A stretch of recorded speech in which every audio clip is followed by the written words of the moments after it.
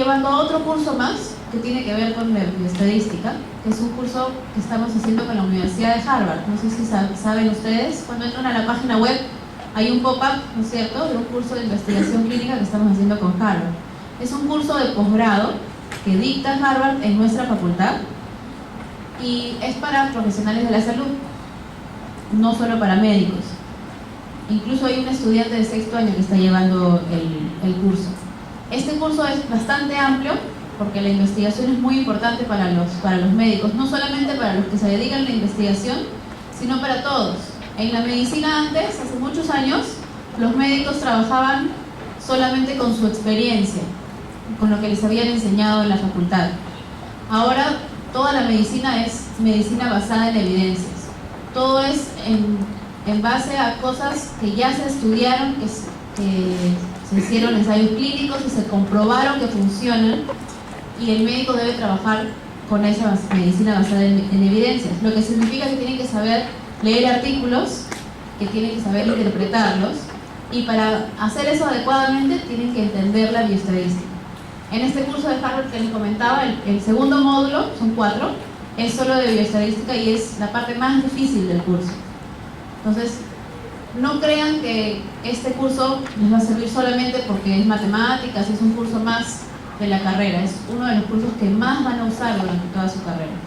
Todos los cursos a partir del tercer año, farmacología, después pediatría, todos esos cursos les van a pedir hacer un trabajo de investigación y van a tener que aplicar la bioestadística. Entonces, tómenlo con importancia porque lo van a usar siempre. Ok, entonces hoy día vamos a ver los conceptos básicos de bioestadística. Vamos a empezar viendo un poquito de los tipos de conocimiento que existen. Hace muchos años el único conocimiento que había y que se le daba importancia era el teológico, la religión. Lo que decía la religión, eso era lo que contaba. Después el conocimiento filosófico tomó más importancia y ahora, como les comentaba, el conocimiento científico es el que nos dicta la verdad, en el que nos basamos. Es el campo de las ciencias de los datos, las ciencias fácticas. Es inductivo, metódico y sistemático. Es muy ordenado el método científico, el conocimiento científico.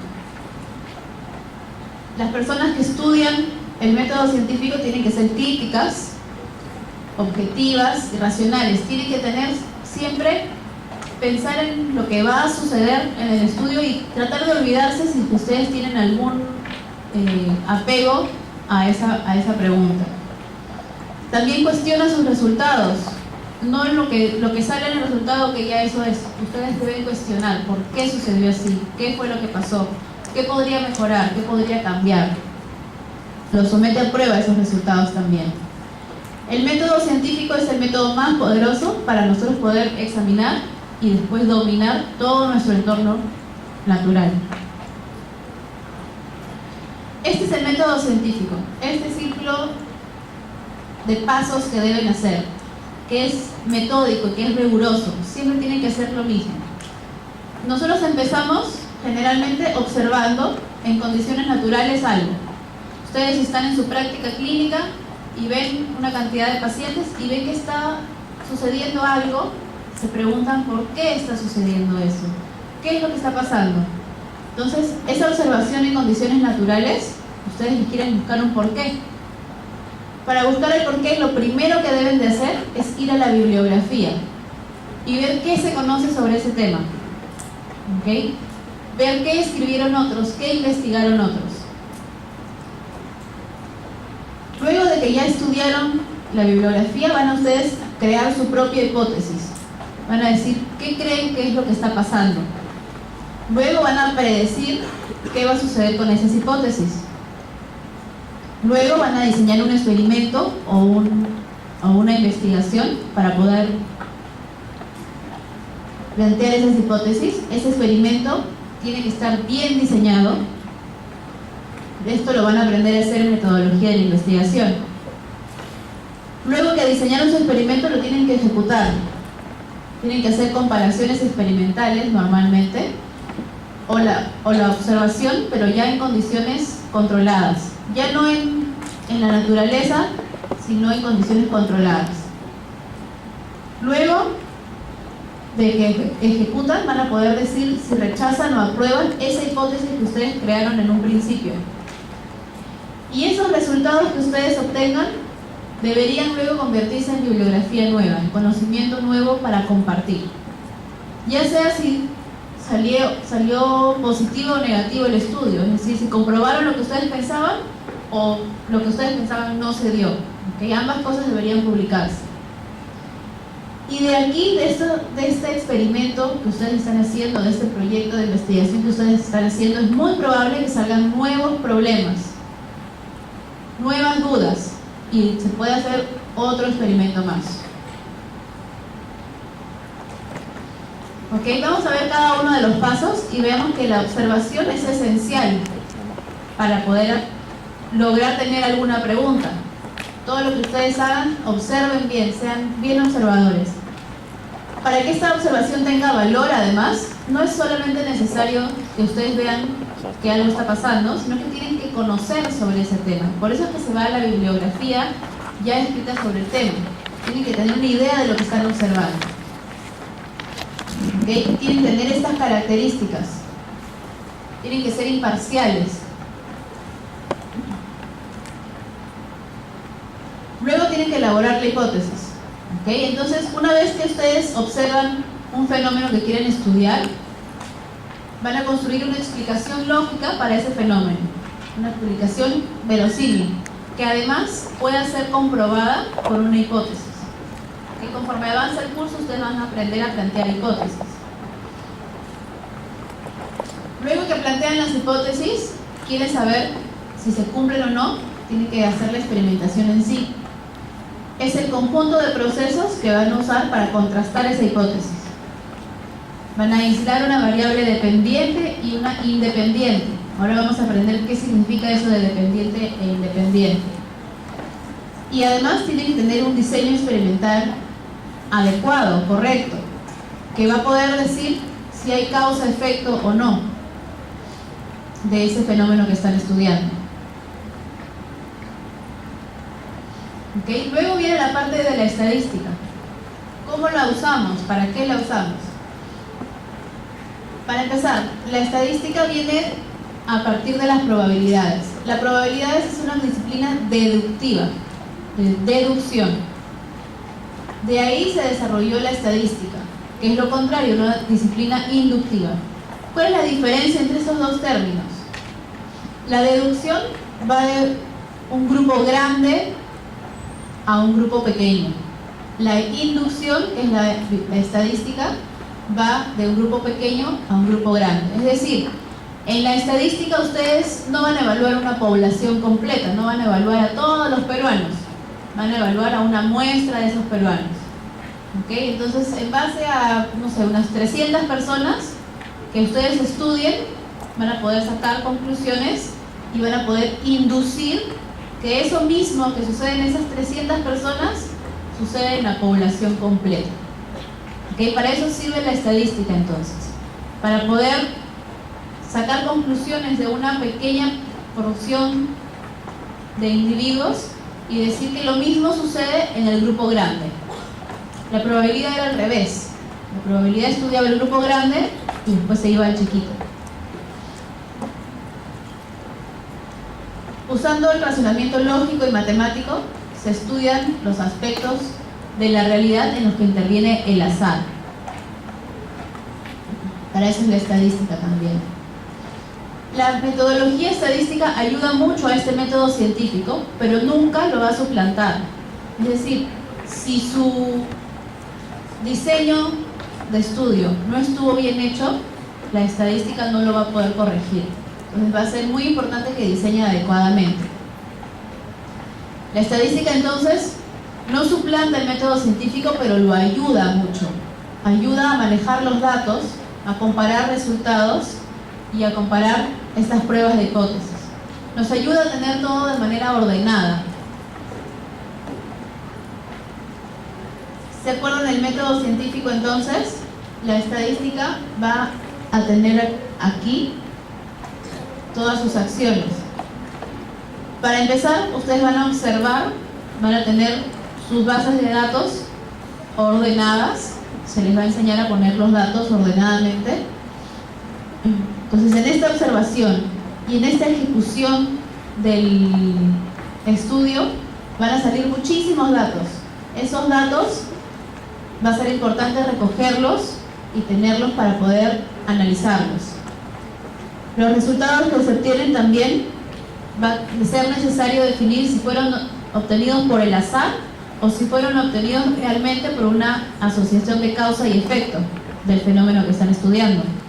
Entonces, si es que mucho tuvo que ver con el azar, el estudio va a salir negativo, no va a salir según lo que ustedes pensaron. ¿Okay? Entonces, la estadística es el razonamiento que se aplica a un tratamiento de conjunto de datos numéricos surgidos de fenómenos susceptibles al azar. Permite interpretar datos cuya característica fundamental es la variabilidad. Por ejemplo, ¿a qué me refiero con eso? Si yo quiero estudiar la talla de los alumnos de bioestadística, mi variable va a ser talla. ¿Y por qué se llama variable? Porque el valor que yo le asigno a cada uno de ustedes va a ser distinto. Es una sola variable, pero cada uno de ustedes tiene una talla diferente. Entonces, es una característica que es susceptible a variar de individuo a individuo. También tenemos que tratar de medir los errores que tiene el diseño de estudio o el método que usamos. Sin embargo, solamente mide el error, no lo corrige. ¿Okay? Entonces, el método científico, el diseño del experimento que ustedes están usando es de suma importancia. La estadística les puede ayudar a decir si es que tiene mucho error o no, pero no les va a corregir ese error. Solamente sirve de apoyo. ¿Okay? Ningún método estadístico puede compensar observaciones que están mal planificadas o un experimento que estaba mal programado. Y la estadística tiene dos ramas: la estadística descriptiva o la estadística analítica o inferencial. ¿Okay? Para no avanzar tan rápido, ¿alguna pregunta hasta acá?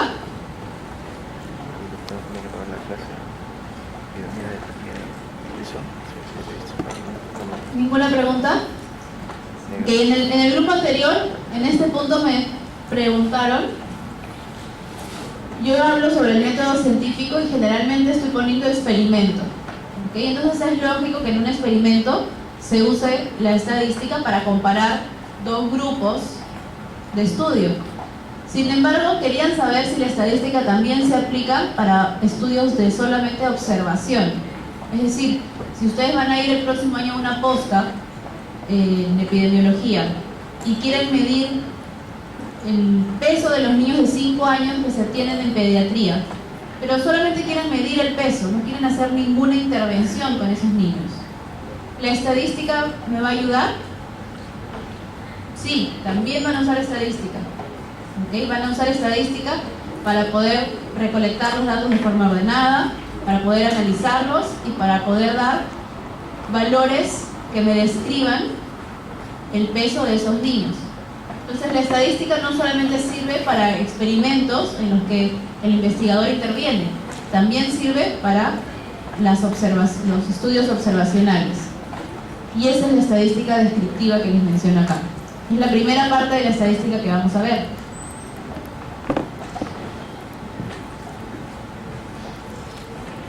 ¿Okay? A partir de ahora, chicos, mientras que yo avanzo y conforme vayan habiendo conceptos un poco más complejos, les voy a preguntar si entendieron y me gustaría que me contesten, porque si no yo miro sus caritas y no sé si me entendieron o no. ¿Ok? Ok, conceptos básicos de estadística. Esto es lo que vamos a ver ahorita. Y a esto es a lo que me refería cuando les decía que estos términos los van a usar de aquí a que termine el semestre, y como van a usar estadística en toda su carrera, los van a usar y los deben conocer de aquí a que terminen, o para siempre en realidad. ¿Qué cosa es la población? ¿Okay? Parece sencillo, pero simplemente es el conjunto de todos los elementos que cumplen ciertas propiedades entre las cuales está la propiedad que quiero yo estudiar. El sinónimo de la población es el universo. ¿Okay? Pero hay que tener en cuenta una pequeña cosa: hay distintos tipos de población.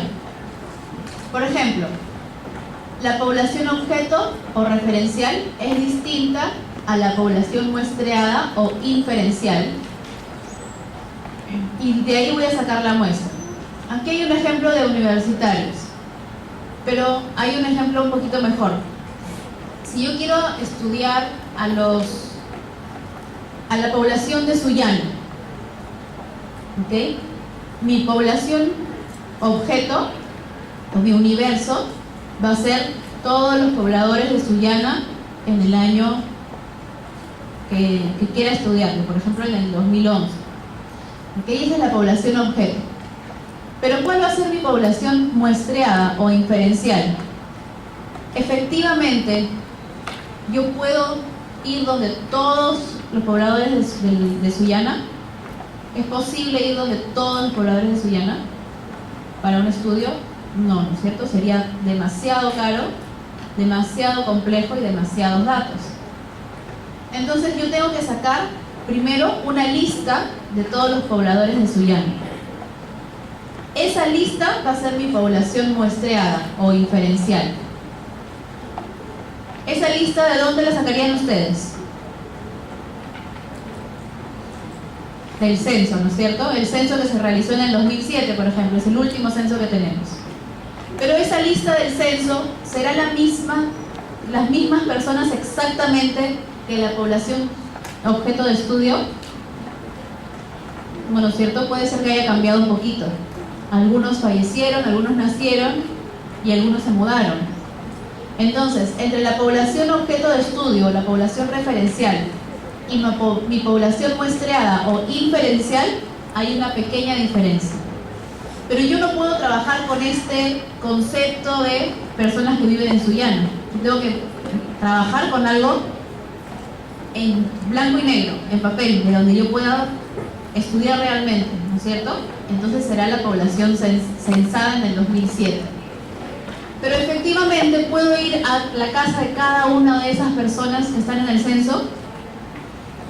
Tampoco, ¿no es cierto? Igual es muy grande. Entonces tengo que hacer una cosa más, que es el muestreo. Tengo que sacar una pequeña porción en número adecuado, que ya verán ustedes con fórmulas, y sacar una muestra representativa. Entonces imaginen que van a sacar 100 sullaneros. ¿Okay? Esa será la muestra. Pero habíamos estado hablando de la población. Hay diferencia entre la población objeto de estudio o referencial y la población muestreada o inferencial. Lo más importante que se acuerden es que esta de acá, la población inferencial, tiene que tener una lista en blanco y negro de donde yo pueda ver los datos. ¿Okay? Y luego está la muestra. La muestra es el subconjunto de la población, es una porción pequeña de la población. Pero para poder hacer válido mi estudio, yo no puedo tomar a cualquier 100 personas de los sullaneros. Yo tengo que obtener una muestra representativa de los sullaneros censados en 2007. Y para que sea una muestra representativa, lo más importante es que tienen que ser elegidos al azar. ¿Okay? Yo no puedo decir, ok, yo estoy viviendo en la región de Sullana que está cerca de la carretera, entonces me da flojera ir hasta el fondo, voy a muestrear solamente gente que está cerca a mí. ¿Okay? Eso no es una muestra al azar, es una muestra por conveniencia y no será representativa de todos los sullaneros.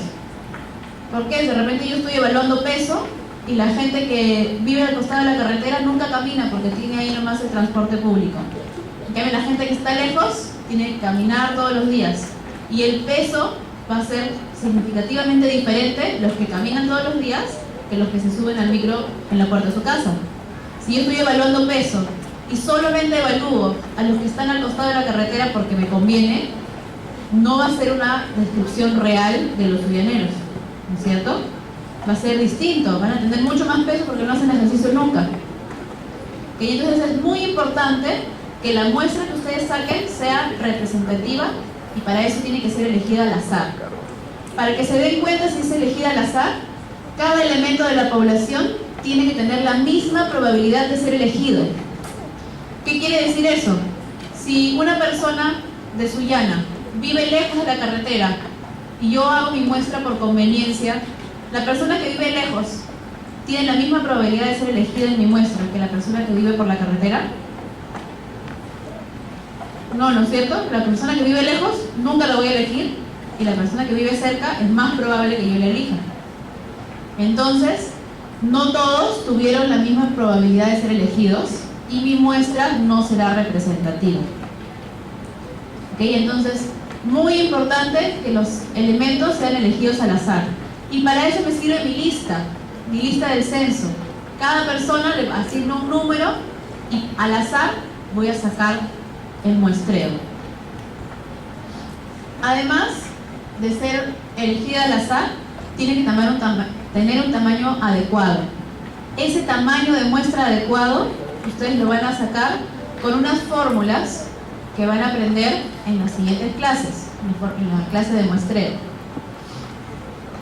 En una muestra no representativa, los elementos no fueron elegidos al azar y no tienen el tamaño adecuado.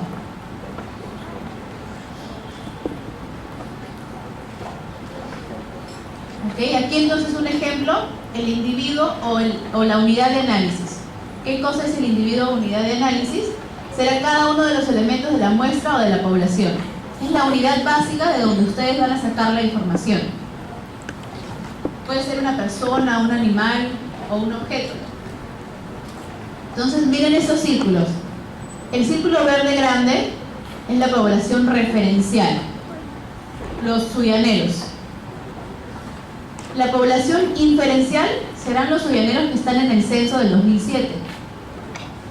Luego está la muestra, serán esos quizás 100 individuos que yo obtuve al azar de la lista del censo. Y luego está la unidad de análisis, que es cada persona.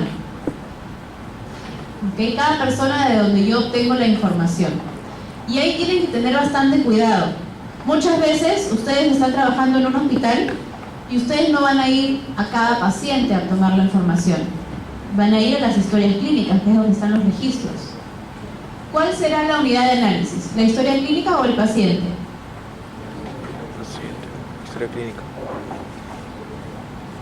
El paciente es la unidad de análisis.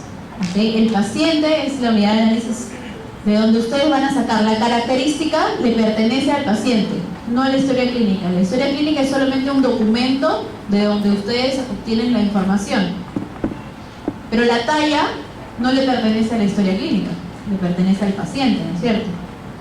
Y además, tengan en cuenta otra cosa.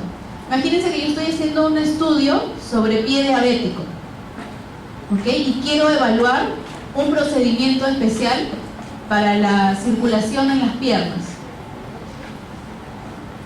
Yo voy a sacar mis mediciones de la pierna del paciente, pero cada paciente tiene dos piernas. Entonces, en este caso, en este estudio, yo puedo hacer que mi unidad de análisis, según mi diseño, sea una pierna y cada paciente tenga dos unidades de análisis. ¿Ok? Entonces va a depender mucho del diseño del estudio que ustedes hagan. Pero generalmente la unidad de análisis es la persona, el individuo de donde ustedes sacan la característica.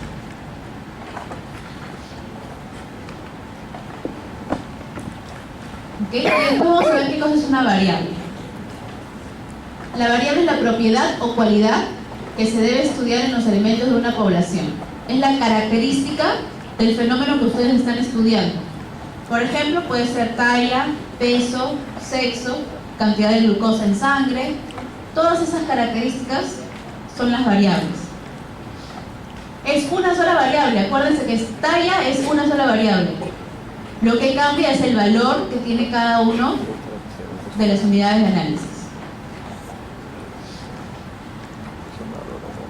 ¿Okay? ¿Hasta ahí alguna pregunta? ¿Se entendió todo? ¿Sí? Ok. Entonces, hay varios tipos de variables y habíamos estado diciendo que tienen que saber qué cosa es una variable independiente y qué cosa es una variable dependiente. La variable independiente es controlada por el investigador. Acuérdense, independiente, investigador. ¿Okay? Es la intervención o la causa del fenómeno que ustedes están estudiando. Por ejemplo, si yo quiero estudiar un antipirético, es decir, una droga que baja la fiebre, ¿okay? Yo quiero estudiar y ver cómo funciona esa droga y voy a asignar a 3 grupos distintas dosis. A un grupo le voy a dar 50 miligramos, a otro grupo le voy a dar 100 miligramos y a otro grupo le voy a dar 150 miligramos. Esas dosis las estoy controlando yo. Yo decido cuáles son las dosis que va a tomar el paciente, 50, 100 o 150. Entonces la dosis del antipirético, la dosis del fármaco, es la variable independiente, porque la controla el investigador. ¿Ok? Yo puedo controlar cuánta dosis le voy a dar al paciente.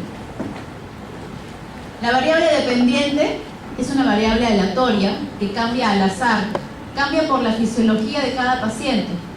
En este caso, por ejemplo, será cuánto tiempo se demora en bajar la temperatura de los pacientes. Yo manejé cuánta dosis le doy al paciente, pero no puedo saber ni puedo manejar cuánto tiempo se demora en bajar la fiebre. ¿No es cierto? Eso es al azar o por la fisiología individual de cada persona.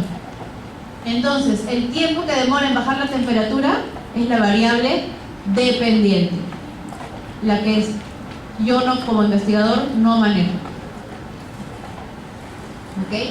Si la variable independiente entonces es la causa, la variable dependiente será el resultado.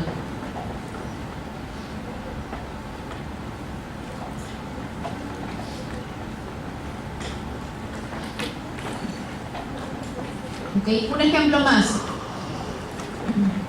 Si vamos a ver, por ejemplo, la variable dependiente que sea una enfermedad, un daño, también pueden ver dependiente o daño, el hecho que tengan una enfermedad pulmonar, un cáncer pulmonar.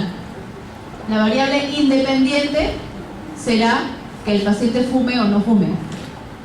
¿Okay? Será una variable que yo controlo, que yo digo que este grupo son los fumadores y este grupo son los no fumadores. ¿Okay? La independiente es la que yo controlo. Yo sigo a esos pacientes por 10, 15 años, yo no puedo saber a quién le va a dar cáncer y a quién no.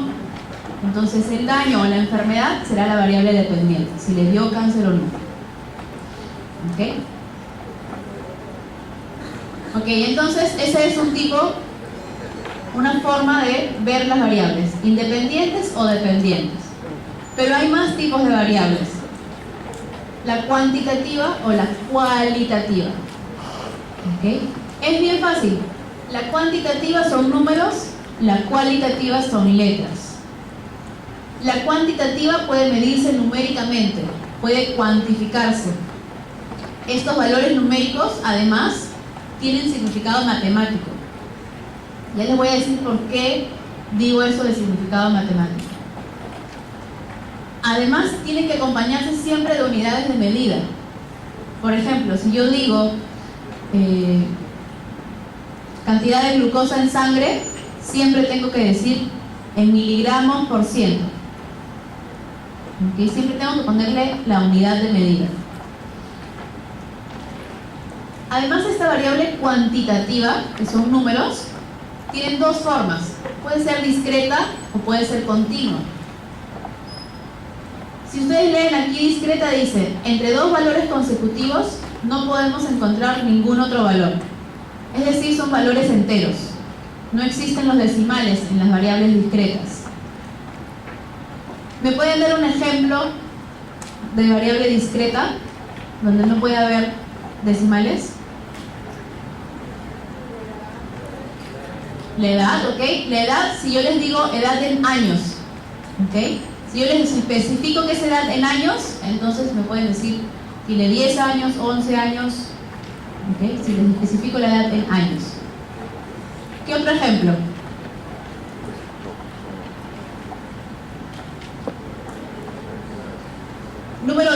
hijos, por ejemplo, si yo le pregunto a las personas cuántos hijos tiene, la persona me va a decir 1 o 2, no me va a decir 1.5, ¿no es cierto? ¿Ok? Entonces ese es un tipo de variable discreta.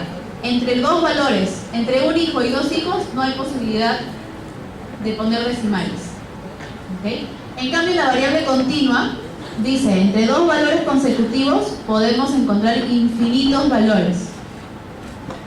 Por ejemplo, la cantidad de glucosa en una muestra. Puedo encontrar 10 miligramos por ciento o 10.5 miligramos por ciento. O la talla de una persona puede medir 1 metro punto 5 1 metro punto 5. Se pueden haber decimales al medio. ¿Okay? La variable continua tiene decimales. Entonces,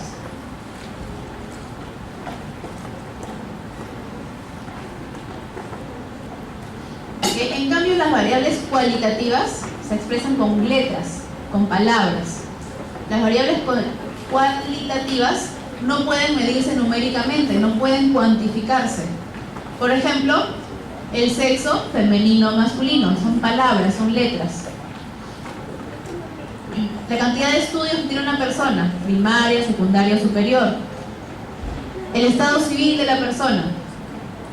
Que todas esas son palabras, no tienen un significado, no tienen un número que los describe. Sin embargo, ojo chicos, acá tengan en cuenta una cosa.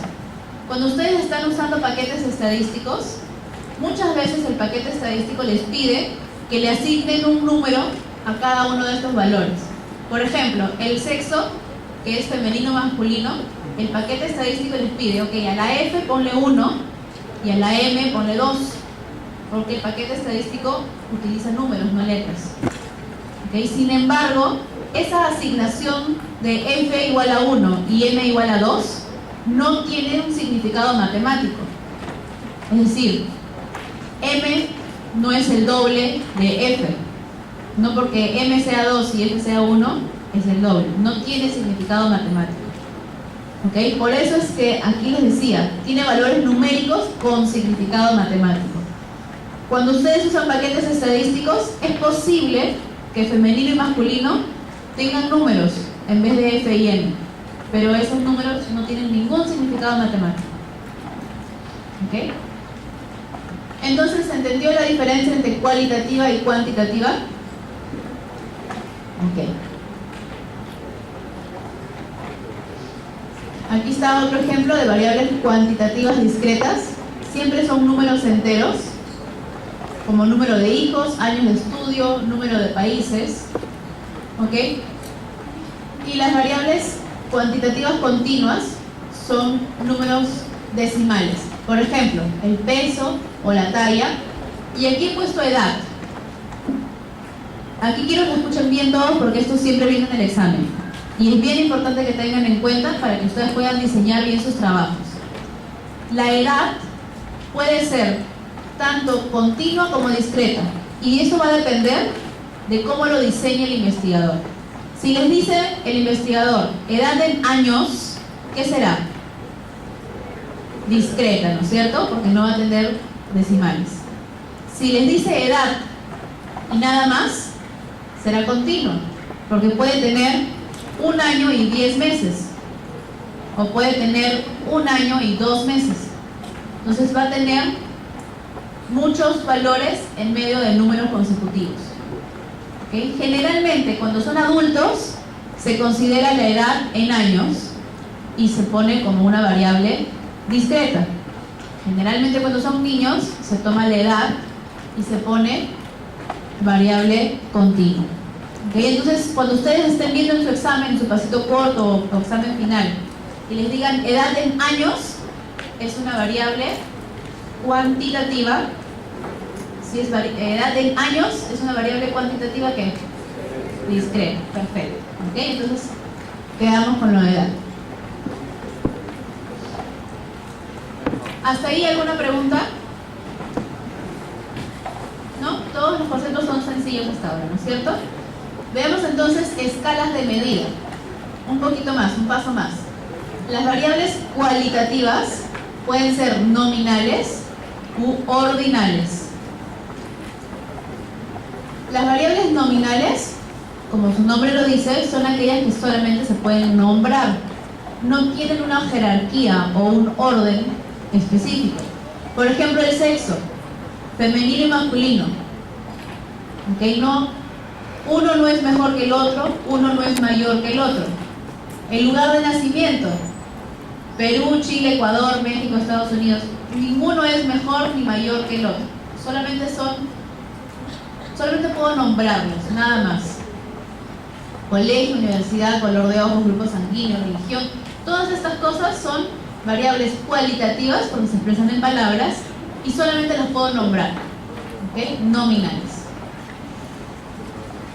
Las variables cualitativas ordinales son variables que sí tienen un orden, sí tienen una jerarquía específica. Por ejemplo, si yo hablo de la gravedad de una enfermedad, la gravedad puede ser leve, moderada o severa. Son palabras, ¿no es cierto? Pero sí tienen un orden. Leve es menos que moderado y moderado es menos que severo. ¿Ok? Entonces, aunque son palabras, sí tienen un orden específico. Igual que el grado de estudio, por ejemplo. Primaria, secundario, universitario, posgrado, tiene un orden específico. Entonces, son variables cualitativas, pero son ordinales. Se pueden ordenar según su jerarquía. ¿Okay? Y miren que aquí he puesto también peso. Y peso lo estoy poniendo dentro de variable cualitativa. Pero peso en kilos era una variable ¿qué? Cuantitativa continua, ¿no es cierto? Y yo lo estoy poniendo aquí como cualitativa ordinal. ¿Por qué? Porque lo he separado en niños desnutridos, niños eutróficos o normales, niños con sobrepeso o niños obesos. Entonces yo agrupé y lo puse en palabras, entonces convertí el peso en una variable cualitativa.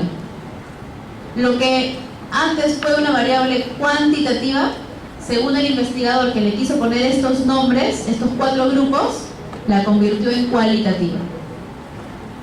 ¿Ok? El grado de instrucción también, entonces. ¿Hasta ahí alguna pregunta? Entonces, imagínense que yo tengo un estudio y estoy viendo el peso de las personas. El peso de las personas y apunto los kilos que tiene la persona. Esa variable que en kilos es cuantitativa, yo la puedo convertir a cualitativa. ¿Okay? Pero si otra persona está haciendo un estudio y a la persona que está haciendo las fichas no le pide que ponga kilos, sino le pide de frente que lo clasifique en desnutrido, estrófico, sobrepeso y obeso. Y la persona de frente los califica así, con esos 4 grupos. ¿El investigador podrá convertir de cualitativa a cuantitativa? No, ¿no es cierto? Entonces tengan en cuenta que las variables cuantitativas muchas veces pueden ser convertidas a cualitativas, pero las cualitativas, si no tenemos los datos completos, no las vamos a poder convertir a cuantitativas. ¿Ok?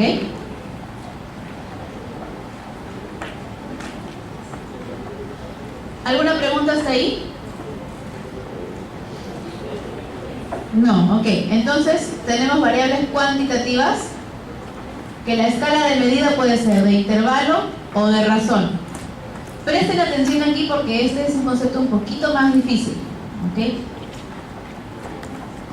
Las variables cuantitativas de intervalo son variables en que el valor de 0 no representa la ausencia. ¿Okay? Si yo digo 0 para una variable de intervalo, no significa que no haya nada, que no exista esa medida. Por ejemplo, si yo en este momento les tomo un examen final de bioestadística, probablemente hayan varios ceros, ¿no es cierto? ¿Eso significa que no saben nada de bioestadística? No, ¿no es cierto? Solamente significa que no saben nada de lo que yo les pregunté. pero en el examen final no vienen todos los conceptos de la bioestadística. Entonces, no es un cero absoluto. No significará que quien sacó cero en el examen final de bioestadística hoy día no tiene ningún conocimiento de estadística. Y no es un cero absoluto. Entonces, esas son las variables cuantitativas de intervalo. Cuando el cero no representa la nulidad, cuando el cero no es absoluto. Por ejemplo, la temperatura. Si ustedes se acuerdan un poquito de física, la temperatura es la cantidad de movimiento en las moléculas de los objetos, ¿no es cierto? 0 grados centígrados significa que no hay temperatura, que no hay movimiento en las moléculas. No, ¿no es cierto? Los grados centígrados en 0 todavía hay calor, es más, hay -1, -2, -3. El 0 no significa ausencia de calor en grados centígrados. ¿Okay? Y otra cosa importante que también siempre viene en los exámenes. Las pruebas, los exámenes y las pruebas o test psicológicos siempre son cuantitativas de intervalo. ¿Okay? No significa sacar 0 en un examen que no existe el conocimiento de esa materia. Simplemente no es un 0 absoluto. Y lo mismo en pruebas psicológicas.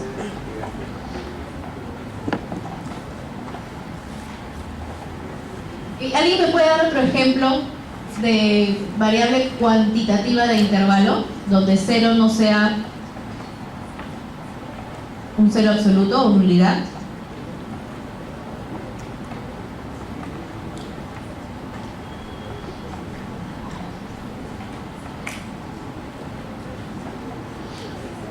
Bien, miren, ahora yo por ejemplo estoy embarazada, ¿no es cierto? Estoy comprando ropita de bebé. Estoy comprando bastante ropita talla 0. Pero esa ropita talla 0 no significa que no exista la ropita o que no tiene ningún tamaño. Simplemente es la menor talla. ¿Okay? Entonces la talla de ropa o la talla de zapatos, el zapatito talla 0, sí tiene una medida. Entonces no significa ausencia de, simplemente es un valor arbitrario. Además, otra cosa que les puede ayudar a ver, el zapatito talla 1 y el zapatito talla 2. ¿El zapatito talla 2 es el doble del tamaño que el zapatito talla 1? No, ¿no es cierto? Solo es un poquito más grande. Entonces, no tiene el doble de la medida. Si no tiene el doble de la medida y el número sí es el doble, entonces será cuantitativa de intervalo. Igual con los grados centígrados. 10 grados centígrados y 20 grados centígrados. 20 es el doble que 10, ¿no es cierto? Pero viendo temperatura, el movimiento de moléculas en el objeto, no hay el doble de movimiento de las moléculas en 20 grados que en 10 grados. ¿Ok? Entonces también se considera cuantitativa de intervalo. Veamos entonces, el 0 no es un 0 absoluto. En cambio, en las cuantitativas de razón, el 0 sí es un 0 absoluto, sí representa que no hay nada. Por ejemplo, si yo tengo varias muestras de un líquido que no sé qué es y mido cuánta glucosa hay en una muestra y me sale que hay 0 glucosa, realmente significa que no hay glucosa en esa muestra. Realmente es un 0 absoluto, hay nulidad. Si yo le pregunto a una persona cuántos hermanos tiene, me dice 0 hermanos, es realmente 0, ¿okay? Es un 0 absoluto. El peso y la talla también son valores cuantitativos de razón, son variables cuantitativas de razón. En años anteriores me preguntaron, pero doctora, si es que hay una persona que, o sea, no existe una persona que mida 0 o que pese 0. Sí es cierto, no hay una persona que pese 0 o mida 0, pero yo estoy comparándolo con un 0 absoluto. Una persona que mide 1 metro y una persona que mide 2 metros, 2 es el doble que 1, ¿no es cierto? ¿La talla de las personas es realmente el doble? Sí, ¿no es cierto? Entonces me estoy comparando con una base de 0 que realmente es nulo. Entonces serán variables cuantitativas de razón. Y lo mismo con el peso. Aunque es imposible que una persona pese 0, yo sí puedo hacer esa comparación de el doble que. Entonces será cuantitativa de razón. ¿Ok? ¿Alguna pregunta hasta aquí?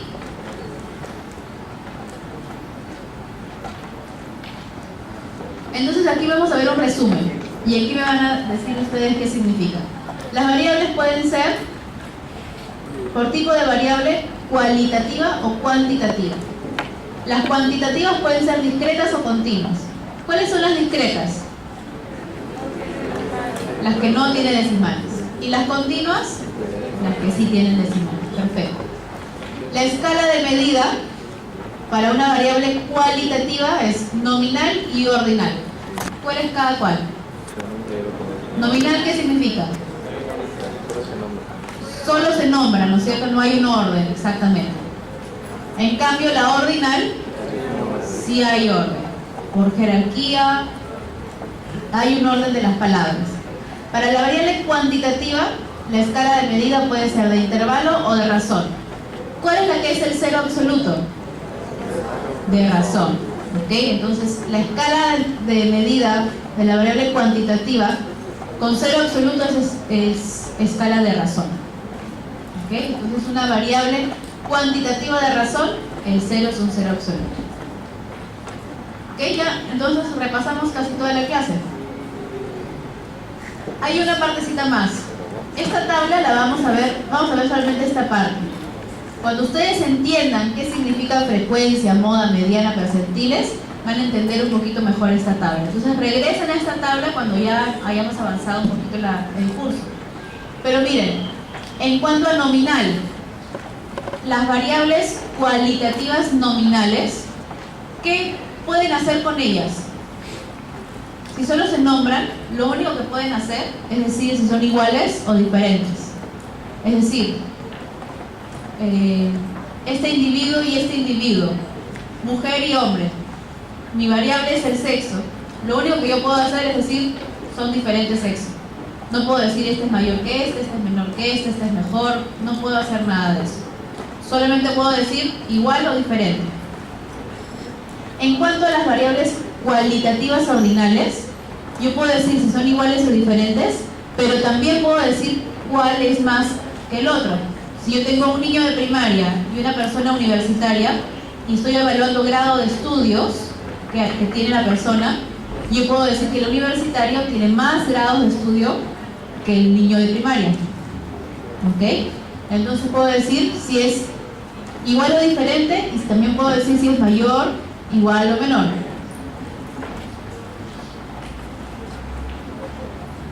¿Ok? En cuanto a las de intervalo y a las de razón, la única diferencia es que en las de razón yo puedo decir una es el doble que la otra. En las de intervalo yo no puedo decir que una es el doble que la otra. ¿Ok? ¿Se acuerdan que no podía decir que uno es el doble que la otra? El zapatito talla 2 no es el doble del tamaño que el zapatito talla 1.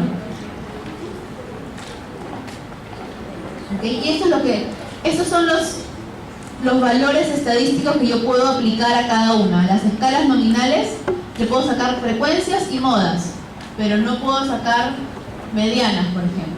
Esto, cuando lo vean en medidas de resumen, que es la tercera clase, ahí vamos a entender un poquito más. ¿Ok? Y un concepto más: parámetros y estadísticos. ¿Qué cosa es el parámetro y qué cosa es el estadístico? El parámetro son aquellos valores que resumen una determinada información referente a la población. Entonces acuérdense, cuando yo describo la población, estoy usando parámetros. Población con P, parámetro con P.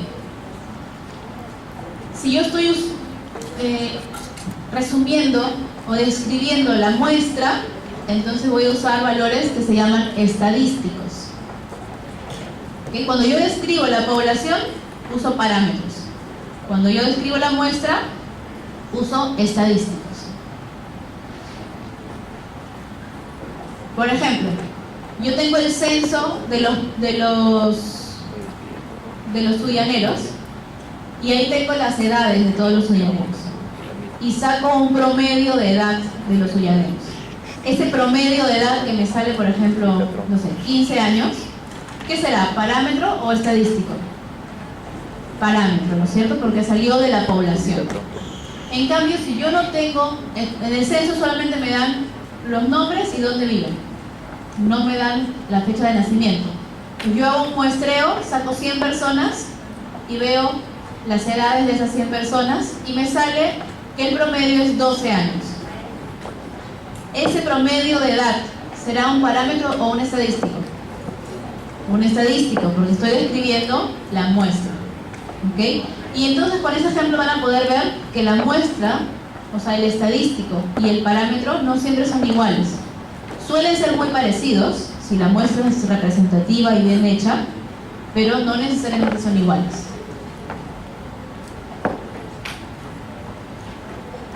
Entonces, un ejemplo, así es como se toman los exámenes de esta clase. ¿Okay? Miren bien, porque parecido a esto, quizás sean sus pasitos. Se desea realizar un estudio sobre las cifras de tasa de glicemia, es decir, glucosa en sangre, en la ciudad de Piura. ¿Cuál es la población objeto de estudio? Todos los habitantes de la ciudad de Piura, ¿no es cierto? Esa es la población objeto de estudio, pero no es la población inferencial, no es la población de la que yo puedo sacar una muestra, ¿no es cierto? Habíamos dicho que para que yo pueda sacar una muestra necesito un papel en blanco y negro, una lista de personas. Esa lista de personas serán todos los habitantes que viven en la ciudad de Piura, que vivían, residían y estaban censados en Piura en el año 2007. Pues ven que especifico un poquito más. La población inferencial siempre es esa lista en blanco y negro que yo tengo que tener. Luego, ¿cuál es la muestra?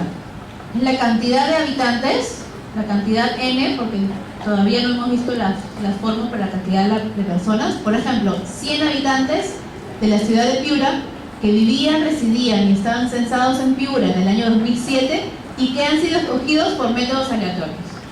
Entonces vean que cada vez que yo describo, pongo todo el enunciado, ¿ok? No me vayan a decir población objeto de estudio piuranos, ¿no? Así no van a tener puntaje completo en la respuesta. Tienen que describir exactamente habitantes de la ciudad de Piura, ¿ok? La unidad de análisis. Cada uno de los habitantes que vivía, residía y estaban censados en Piura en el año 2007. ¿Okay? Tienen que darme todo el enunciado. ¿Cuáles son las variables? Si ustedes ven su oración al principio, se desea realizar un estudio sobre las cifras de tasa de glicemia o glucemia en la ciudad de Piura. Entonces, ¿cuál será la variable? Tasa de glucemia, que se determinará con el estudio mediante métodos analíticos pertinentes. ¿Okay? Pero aquí sí me pueden poner tasa de glucemia. ¿Okay? Tipo y escala de medida. Tipo de variable y escala de medida. Entonces, tasa de glicemia es una variable cuantitativa, porque se va a expresar en números, continua, porque puede tener decimales, que se mide con escala de razón o de proporción. ¿Okay? ¿Por qué de razón? Porque es cero absoluto. ¿Okay? Entonces, más o menos así son las preguntas sobre esta clase. Y ahí tenemos que ir a una parte más, la última parte de la clase, que es la recolección de los datos. ¿Alguna pregunta hasta aquí? ¿Hasta dónde hemos avanzado? ¿No? Todos son conceptos sencillos, pero que les pido que los revisen antes de ir a sus seminarios. ¿Okay? La recolección de datos es indispensable y crucial para cualquier investigación. ¿No es cierto? Porque si ustedes quieren investigar o analizar algo, tienen que tener los datos. Tiene que ser hecha de forma ordenada. Y la estadística les enseña a hacer eso. Los datos se van a obtener de una medición o de un conteo de las variables de interés en la población para obtener parámetros o en la muestra para obtener estadísticos. Okay. Y estas son las fuentes de datos. ¿De dónde pueden sacar ustedes los datos? La fuente primaria son los datos generados por el mismo investigador. Los obtiene directamente el investigador de los individuos que está observando. Se van a registrar usando varias técnicas: el cuestionario, la entrevista, observación, experimentación, etc. ¿Ok? Entonces, si yo quiero evaluar talla de los alumnos de estadística, yo puedo hacer dos cosas. Puedo ir y preguntarles: ¿cuánto mides? O puedo sacar mi instrumento de medición y tallarlos yo mismo. Ambas formas son fuentes primarias, porque yo misma estoy yendo donde el individuo y estoy obteniendo la información. ¿Okay? La fuente secundaria son aquellos datos obtenidos anteriormente de las unidades de observación. No lo hace el investigador mismo, lo hizo otra persona. Y el investigador lo encuentra en algún documento, ya sea en revistas, en bases de datos, en estudios hechos antes, en los censos. ¿Ok? Por ejemplo, si yo quiero ver la edad promedio de los estudiantes de bioestadística y yo me voy a registros académicos y pido el año de nacimiento, ¿qué estoy haciendo? ¿Fuente primaria o fuente secundaria? Secundaria, ¿no es cierto? Es una base de datos, alguien ya les preguntó en qué año nacieron y yo estoy yendo a esa fuente.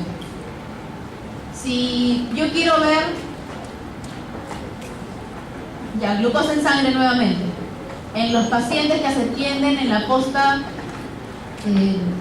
X, y yo mido la glucosa en la sangre de los pacientes, yo misma voy y tomo la muestra y todo, ¿qué fuente será? Primaria. Pero si yo agarro las historias clínicas de esos pacientes y veo cuánto apuntó de glucosa en sangre el médico anterior, será secundaria, ¿no es cierto? Okay. Entonces tengan en cuenta una cosa: la historia clínica es simplemente la fuente de información, es una fuente secundaria, no es nunca la unidad de análisis. Recuerden eso, la historia clínica es la fuente de información, no la unidad de análisis. ¿Ok? Todas estas fuentes, entonces, test y censos, registros, son fuentes secundarias de datos. Pero cuando ustedes están haciendo, ¿se acuerdan del círculo del método científico? ¿Sí? La observación de la naturaleza, ustedes se plantean una pregunta, se plantean algo está sucediendo con ese fenómeno que quiero estudiar. Lo primero que tenían que hacer era ir a otra fuente de información. Esa otra fuente de información era la secundaria. Entonces la fuente secundaria es la primera que debe analizarse cuando van a empezar el método científico, cuando van a empezar un proceso de recolección. Por ejemplo, quieren ver cuál es la presión arterial promedio en Piura. ¿Okay? Ustedes quieren diseñar su estudio para ver cómo es la presión arterial de los piuranos.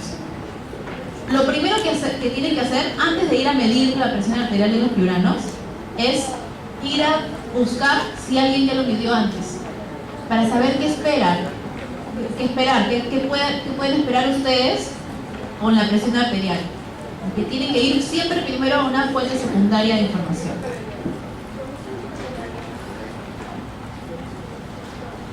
¿Ok? Y esta es la forma de recolección de los datos. Las fuentes secundarias generalmente se recogen fichas. Si ustedes, por ejemplo, van a ir a las historias clínicas, no se van a llevar las 100 historias clínicas del hospital a su casa. Tienen que quedarse en el registro y apuntar todos los datos que necesitan de las historias en una ficha. Igual con las bases de datos de registros académicos para saber sus edades. Yo no me voy a llevar la base de datos a mi casa, yo voy a apuntar esos datos en una ficha. Obviamente, antes las fichas eran todas a mano, ahora las fichas se pueden hacer en un Excel, ¿no es cierto? Pero no me voy a llevar la base de datos completa. La fuente primaria tiene varias formas de recolectar: por método directo o por método indirecto. ¿Okay? Por método directo es la observación misma, el mismo investigador hace la medición. Por método indirecto, el investigador va donde el individuo, pero le pregunta, no lo mide. Por ejemplo, yo quiero saber la talla de las personas, de los papás de ustedes, o de los abuelitos de ustedes mejor. ¿Okay? Yo puedo ir a todas sus casas y tallar a sus abuelitos. Esa va a ser un método directo de recolección de fuente primaria. Yo misma estoy observando la talla. Pero también puedo ir donde ustedes o donde sus abuelitos y preguntarles cuánto miden en una encuesta o en un cuestionario, ¿no es cierto? ¿Cuál creen que será más confiable si está bien hecho? ¿Que yo le pregunte al abuelito cuánto mide o que yo lo mida? Que ustedes mismos lo midan, ¿no es cierto? Siempre y cuando estén entrenados y usen el mismo instrumento para todas las personas, para todos los abuelitos, más confiable será que ustedes hagan la medición directamente. Porque el abuelito quizás me va a decir cuánto medía cuando tenía 20 años. Y no se va a acordar, no se va a dar cuenta que a los 70 generalmente se hacen más chiquitos, ¿no es cierto? Entonces, aunque son fuentes primarias ambas, en ambos casos yo estoy yendo donde el abuelito, en una le pregunto y en otra le mido. ¿Okay? Entonces la fuente primaria puede ser con método directo o con método indirecto. ¿Okay? ¿Alguna pregunta, chicos? Ok. Entonces con eso terminamos.